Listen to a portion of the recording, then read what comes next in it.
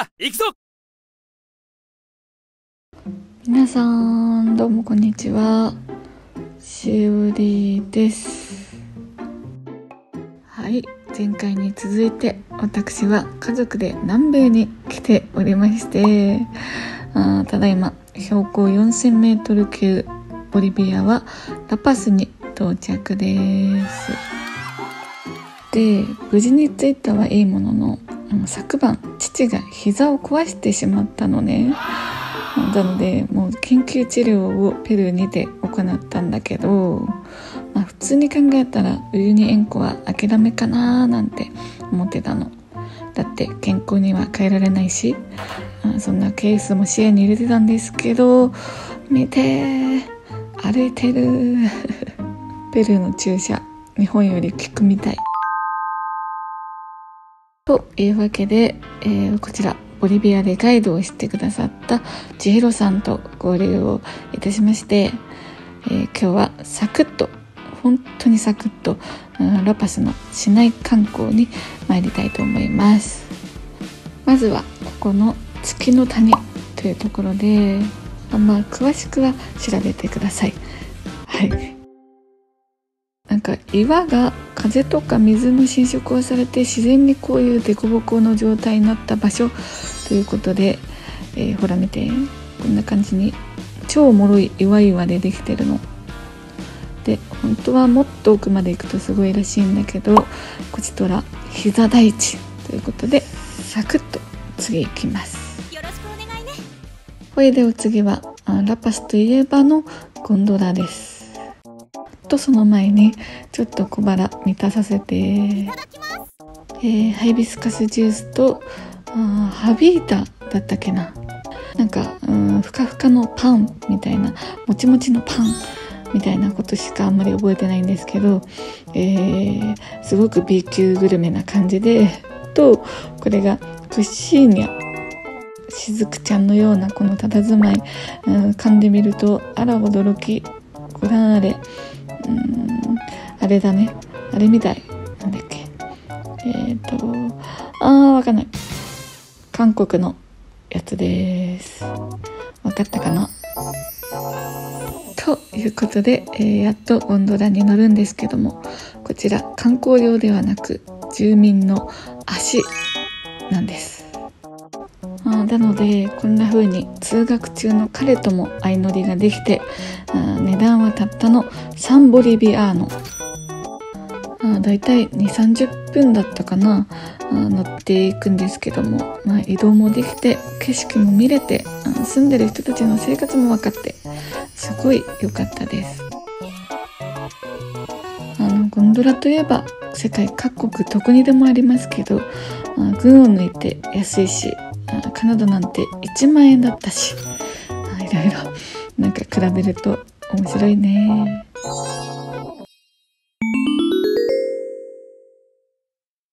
こうして私たちが今回ラパスで泊まるホテルに着きましたが、泣く泣く1泊しかいません。すごい良かったんだ、このビューが。見て、もうラパスを一望できる、そんな場所でした。本当にちょこっとしか観光はできてないんだけど、結果的に結論、すごい私好きな街になりました。はい、もしかしたら全然私が見えてない部分もたくさんあると思うんだけど、治安も思ったより全然悪くなさそうだし、なんかときめく。あれ、ここね、魔女通りって言われるところで魔女がいるんだけど、お土産とかいろんなものが売ってます。でもね、旅行にも行ってる。そりゃそうですよと。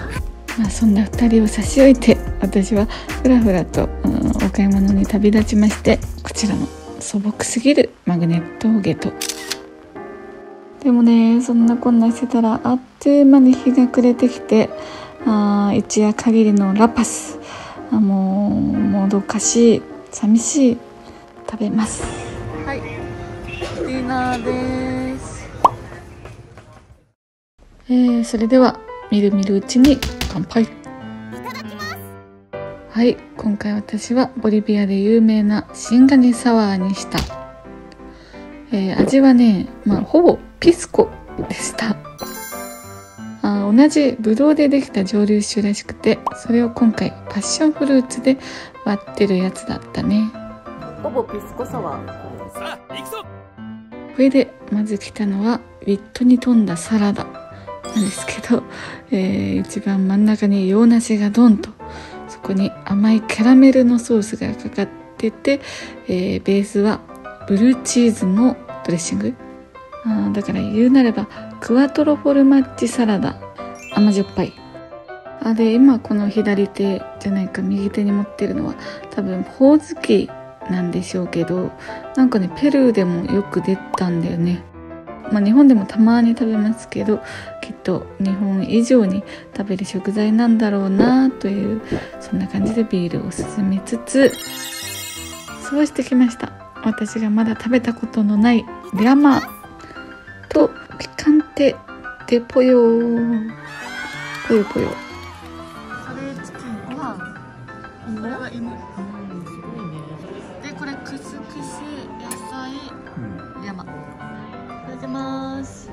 毎度言ってますけど、私の人生の目標は食べたことない食をなくすっていうのが目標なので、はい、リャマ。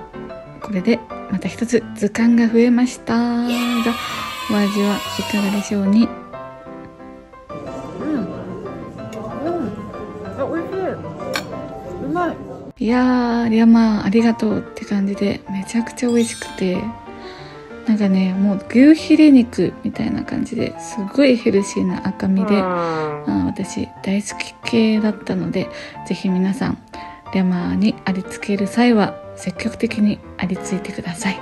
あんまりその機会ないか。このピカンテデポヨもすごくお口に合いまして、っていうかやっぱりお米っていうのが日本人の口に合うよなってね。うまい。チキンがうまいよな。そしてこれが料理やだこ。ピカンテポヨ。可愛い字のね。なんかもう街並みもそうだし、食も私とすごいマッチして、なんかもう明日飛び立つのかって寂しいラパスですが、また今日は早寝して明日は朝からウユニに向かうぞと、私たちを見送るかのごとく花火が打ち上がってました。すごい。ここはどこかと思って目が覚めたらボリビアでした。今日も旅頑張ります。頭痛いです。はい、ということで旅も最終章、念願のウユニ塩湖に行ってきます。いやー、周りの旅人たちみんな口を揃えてウユニ塩湖が一番良かったっていうもんですからね。もういつか死ぬまでには行かなきゃとは思ってたんですけど、まさか行けるとは。しかも家族とっていうね。それでどうやらこの飛行機の中からもウユニ塩湖が一望できるとのことで、それを聞いた父母がしおり窓側行きなって即座に言ってくれてさ、なんだかこの年になっても父と母にとって私は子供なんだなって、なんかジーンときたね。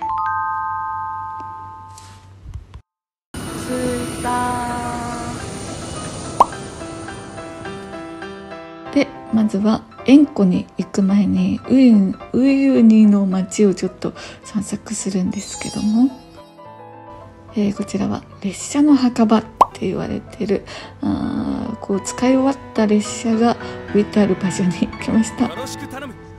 一応なんかこういう風にホットスポットみたいな感じになっていて、数少ないウユニの街の名産でここがねすごいロマンチックでしょ。心まっすぐに伸びている線路。これがどこまでチリまで。かっこいい。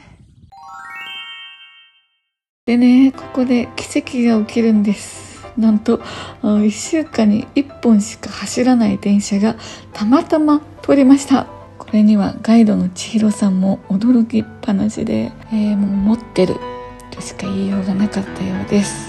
やったー。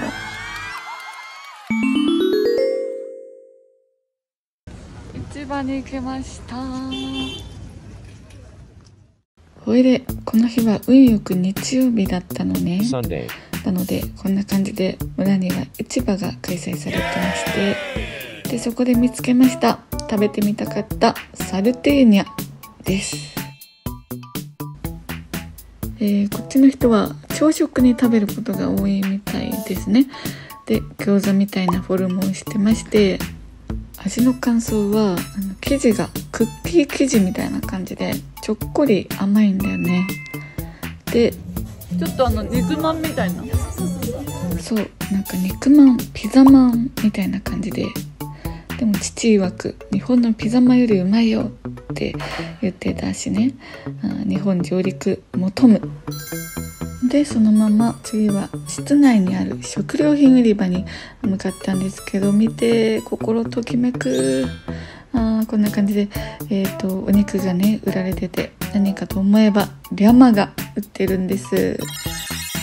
でお野菜とかも日本では見ないようなお野菜、あとやっぱりじゃがいもの種類がたくさんあってさ、やっぱりこうやって生活が見える場所大好き。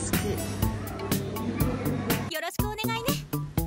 ほいで、こんな感じでまったりゆったりウユニの村を散策して、その後さあこの後いよいよ塩湖へって説明をガイドさんから受けていたその時、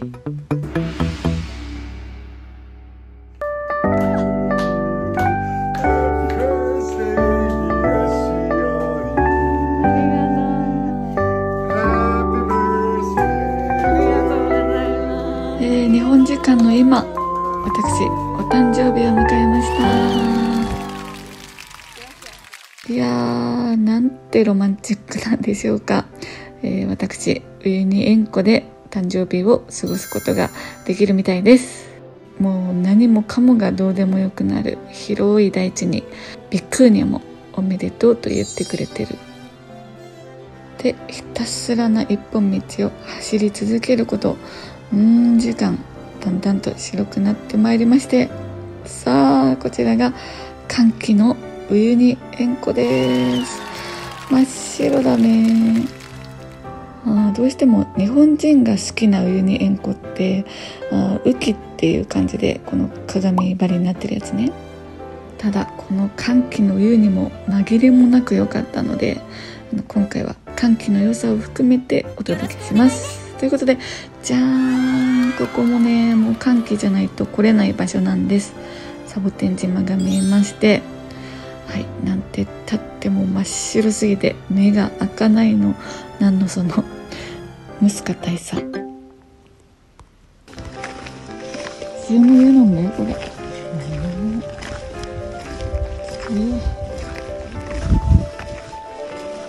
人間なんて住まわせてもらってるみたいなもんだよね、この地球に。で見てこのありえなロマンチック空間で、ピクニックランチをいただこうということです。献立は温野菜にじゃがいも、あとチキンとご飯ですね。いただきます。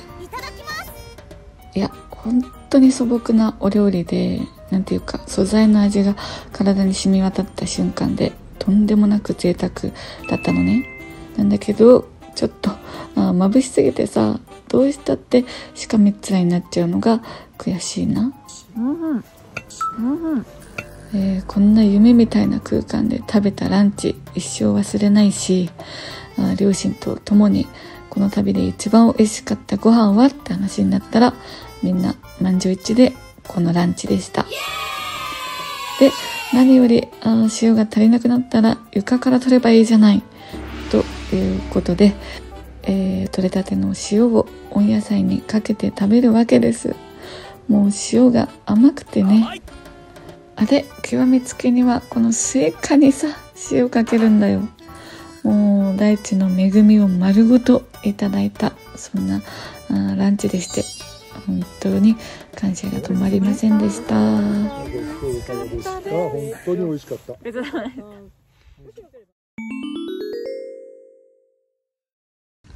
食後の腹ごなしにこちらのサボテン島に登ってきます。だいたい1時間ぐらいで登り降りできるみたい。ただ思ったよりハードで、何より空気が薄いでしょ。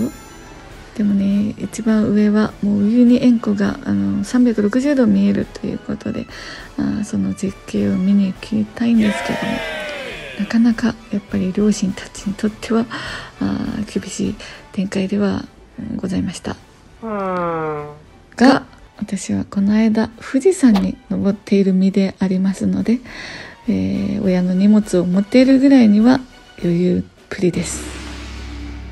このサボテン島も雨季だとここまで水が張っちゃうので車で来れないんだって、だからね、何としてでもこの寒気の今来たからには登ってみたい、そう思いながら一心不乱で登っていきましたら、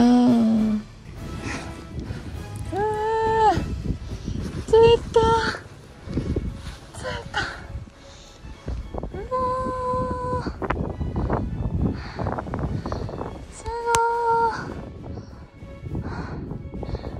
嘘みたい。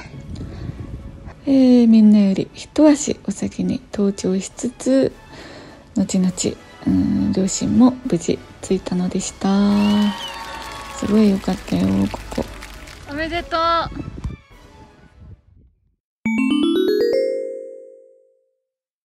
それでこっからが本番で、夕日を見に行きましょうということで車を走らせています。寒気だと鏡張りは見れないって思われがちだけど、車を走らせれば見えることがあるとのこと。さてどうなんでしょうか。ちょっと待って、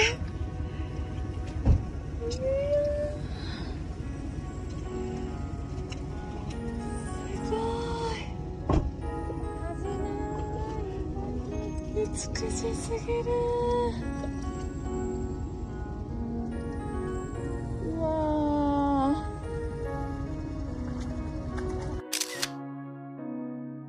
ー、もうこんなに雨季のごとく水が張っててさ、もうはしゃぐほかなかったんですけども、本当に素敵な人だし、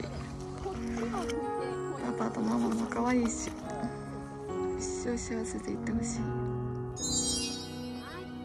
これでガイドさんが撮る写真がもうプロすぎてね、この動画なんてなんかもう私が影になって、ほら2人いるんですね。はい、それとともにだんだんと夕日が落ちてくる様子が伺えて、おるわけなのですが、や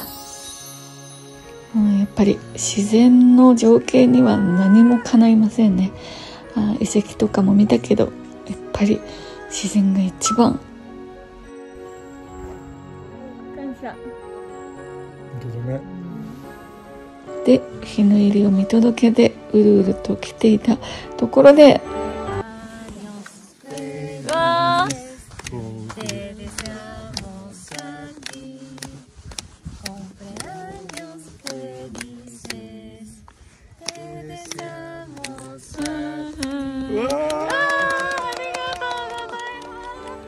いや、感動しすぎて忘れてたんだけど、誕生日でした。はい、もうこんな贅沢な誕生日ありますか？この天国みたいなロケーションで飲む嘘みたいなボリビアワインをいただいたんですけども、で何より一番が、もう普段は一人旅が多い私ですが、家族でこれで愛する人がそばにいてくれて、もう紛れもなく走馬灯に走る、そんな経験です。ありがとう。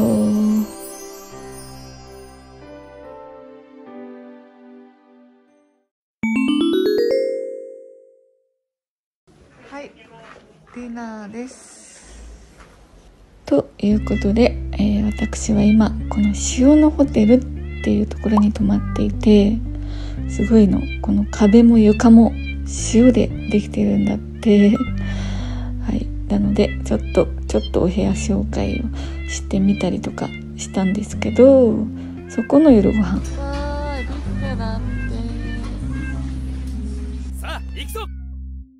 大好きなビュッフェ形式でした。お食事もすごく美味しかったです。というわけで乾杯。ボリビアってワインも美味しいし、何よりさっきまでめちゃくちゃ寒かったので、このあったかい料理がとっても染みました。ありがとうございます。でね、気づいたんだけど全然日本人がいないんです。でやっぱり雨季は日本人がごった返すんだけど、乾季は欧米人が多いんだって。なので行ったら今回みたいに運よく水が張って入れさえすれば、雨季も乾季も楽しめて、プラス空いてるっていう、乾季に乾季。おはようございます。今から朝日です。そうして次はですね、もうまたもや4時半とかに起きて、朝日を見に行くツアーに参りましょう。いや、本当にこちらのツアー、体力勝負なので、どう考えても行くなら若いうち、早い日の方がいいです。というわけで着きました。朝日を見る場所です。もう若干明るいね。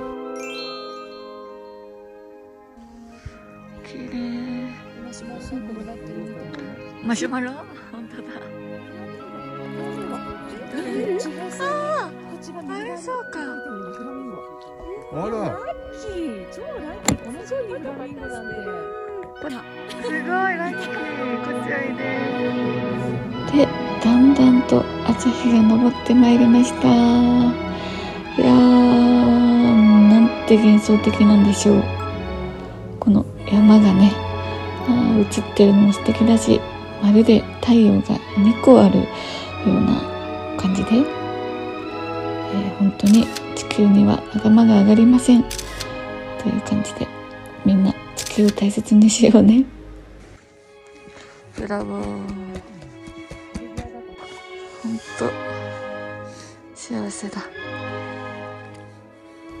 もう紛れもなくいい年のスタート、いっぱいパワーを浴びてきました。ありがとうね。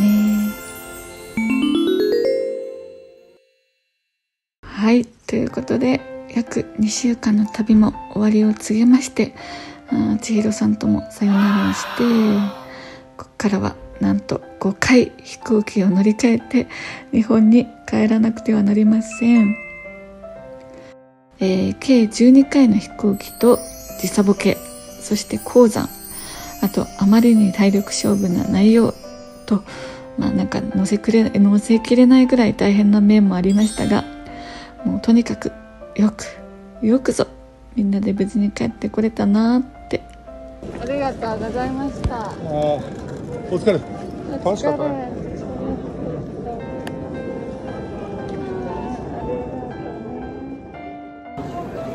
ありがとう。またね。本当に両親には感謝だし、やっぱりね、愛を言葉にするっていうのがすごく上手だなって思って見てました。いろいろ学びがあった旅だったんですけど、でもとにかく本当に体力が命の旅なので、ぜひ南米に行きたいよって思ってる人は一刻でも早く、一日でも早く行くのをおすすめします。そして何よりこんなホームビデオをみんなに共有させていただけていること幸せに思います。これからもよろしくお願いします。それでは次のビデオでまた会おうね。のんべい編でした。じゃあのー。